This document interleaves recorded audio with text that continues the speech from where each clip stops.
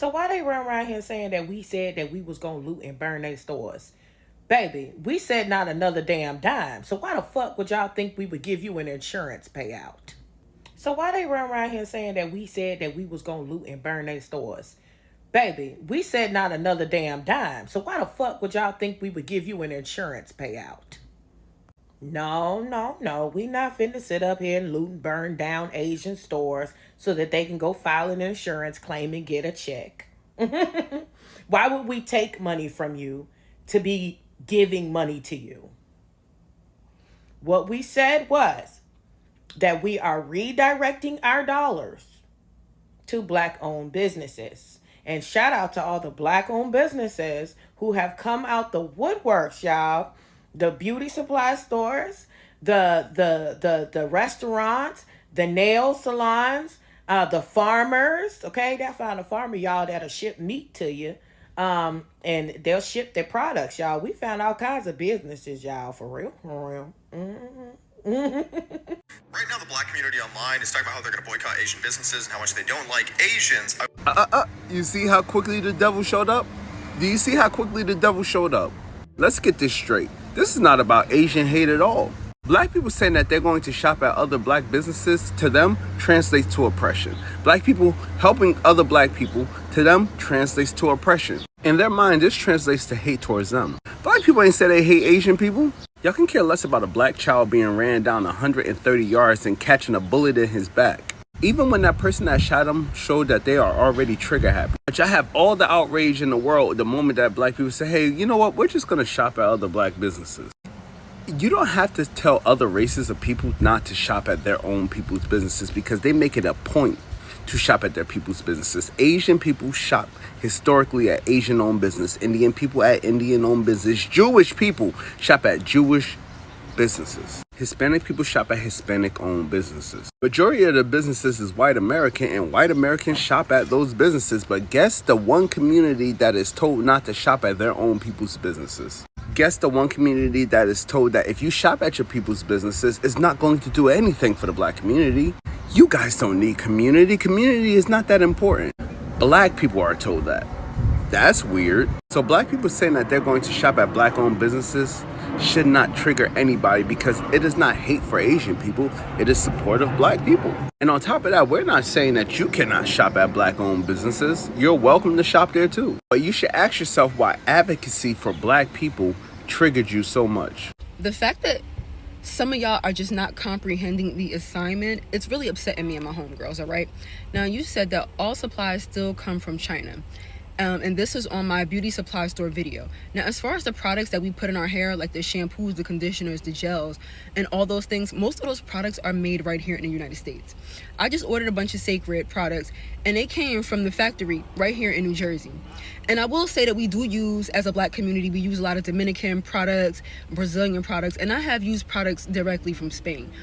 But when we are saying to boycott Asian American businesses that are in our neighborhoods, it's because if they can't respect the people that they are servicing or providing products to, selling products to, then they don't deserve our dollars. We should not be directly going to their stores and handing them our hard-earned dollars so that they could profit when they don't respect us and our community. I need y'all to understand that a lot of people in the Asian community getting online to spew anti-blackness aren't angry at the fact that they feel like black people are threatening to boycott their businesses. They're more irritated with the notion of us taking our money and investing it back into black businesses. I want y'all to think about what I just said. It's not us taking our money and not giving it to them. They seem to be more irritated at the thought of us taking our money and pouring it into black businesses. I know a lot of y'all might think, well, why would they care about that? They do. Trust me, they do. What a lot of other ethnic groups will never admit is that the second we stop going against each other as black people and being fearful of pouring into ourselves, unstoppable. None of them can fuck with us. That's how powerful we are. All of these Asian people getting on here spewing anti-blackness, doing it in heavy AABE. We are the reason they're able to bring their asses to the States and start businesses in the first place. We make shit move. We make shit trendy. We make shit go. Without us, they have nothing. That's what pisses them off. The violence that Black Americans have experienced in this country. Folks are lucky that people's anger and response to some of the most heinous acts against Black people in this country is simply to boycott versus seeking revenge. Y'all might just want to let the boycotts happen because Black folks are well overdue when it comes to eye for an eye. Just a reminder to other Asians, when the Black community says that they're going to boycott Asian businesses, that's not them being racist. They're literally just asking us to give them the respect that they rightfully deserve. There's a lot of anti-Blackness in the Asian community, and I'm sick of seeing it. We're all sick of seeing it.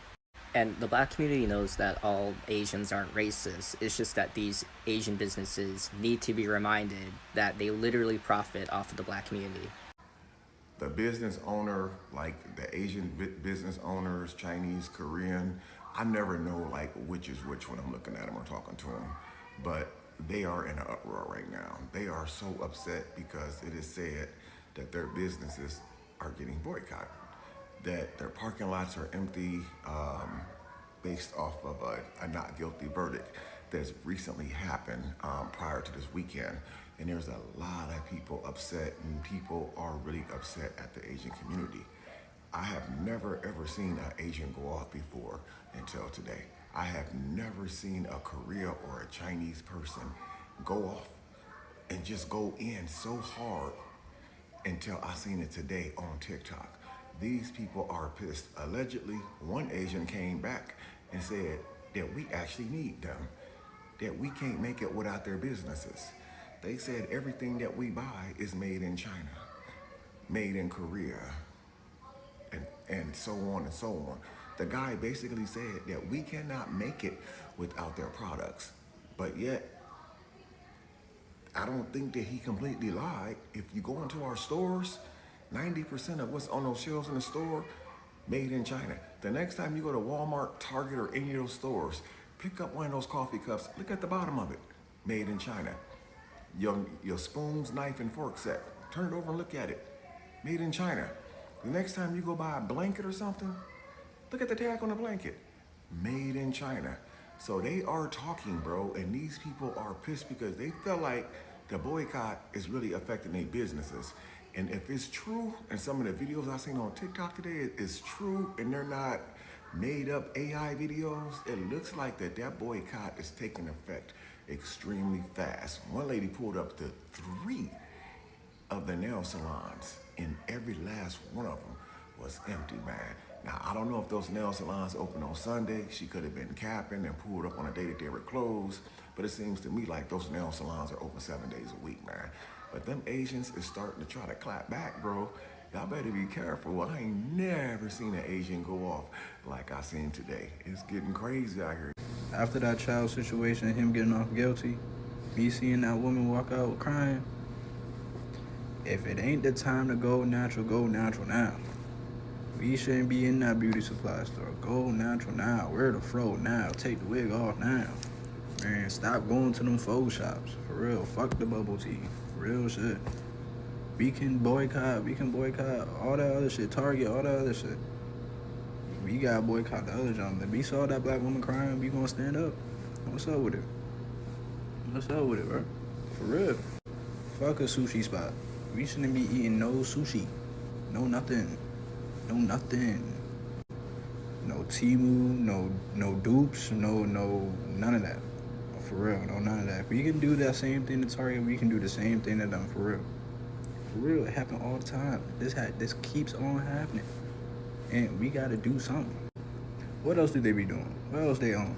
So we can boycott. I worked for those Asian businesses you guys are boycotting, and I say, go do it. Not even getting into how I was fired over not being suitable for a receptionist job, even though I have community organizing underneath my belt. The person who trained me said that mixed people and light skins have a different culture altogether from darker black people. And when I said, how do you figure that? She said, well, they just act different.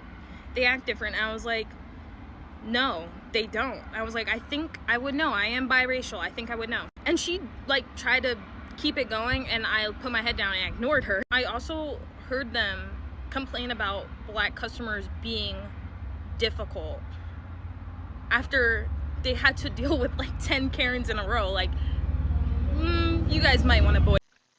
Hi guys, welcome back to my channel. I hope you are doing great wherever you are watching us from. So for years, people have been told that if they want to change, they should vote, organize and make their voices heard. But today, many are choosing another method that may be even more powerful. They are voting with their wallets. A growing number of black consumers have decided to stop spending money at certain businesses and instead redirect those dollars into black-owned businesses. This movement gained momentum following a controversial court verdict involving the death of a black teenager, a verdict that left many people feel angry, frustrated and convinced that their concerns were once again being ignored. Supporters of the boycott argues that this isn't about hatred or discrimination. They said it's about accountability and respect. Their position is simple: if a business profits heavily from a community while members of that community feel disrespected, stereotyped or treated unfairly, then consumers have every right to take their money elsewhere.